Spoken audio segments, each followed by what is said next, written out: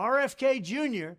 is a Democrat plant, a radical left liberal who's been put in place in order to help crooked Joe Biden, the worst president in the history of the United States, get reelected. A lot of people think that Jr. is a conservative. He's not. He's more liberal than anybody running on the Democrat side. A vote for Jr. would essentially be a wasted protest vote that could swing either way, but would only swing against the Democrats if Republicans knew the true story about him. Jr. is totally anti-gun, an extreme environmentalist who makes the Green New scammers look very conservative by comparison. A big-time taxer, he wants to tax you. An open border advocate, he wants those borders to be wide open for more people to come in from prisons and mental institutions. And he's anti-military and he's anti-vet. He's an extreme liberal. He's radical left, and radicalized also are his family. They'll never allow him to be a Republican. They've said that we will not let him be a Republican. And his chief funder is the VP candidate that nobody ever heard of, except her ex-husband, who's been stripped of a big chunk of his cash. And he knows exactly what she's all about. She's even more liberal than RFK Jr.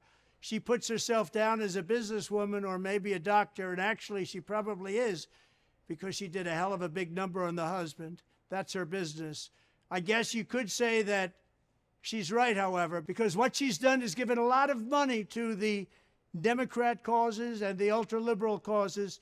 She's going to be a big hindrance, because when people saw that she was selected, they realized that Jr. was indeed a radical left.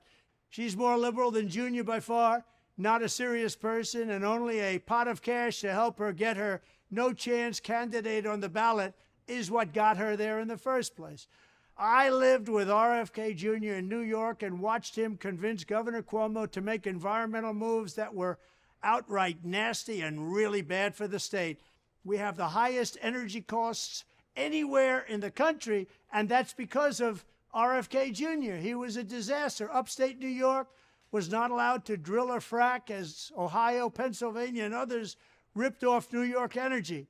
Because of this, prices have skyrocketed all over that part of the country, and frankly, it's affected New England, it's affected everybody. But all of this was the policy of RFK Jr. He doesn't want any drilling whatsoever. He doesn't want anything. He wants everything to come to a halt, and you'd find that out.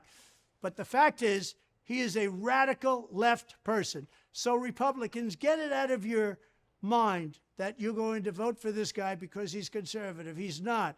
And by the way, he said the other night that vaccines are fine. He said it on a show, a television show, that vaccines are fine. He's all for them. And that's what he said. And for those of you that want to vote because you think he's an anti-vaxxer, he's not really an anti-vaxxer. That's only his political moment. He said it the other night. He's okay with the vaccine. Their energy costs are the highest in the United States, in New York State and New England, because of this guy, with the exception of California and Gavin Newsom, who's the worst governor in the state's history and one of the worst governors in the history of our country.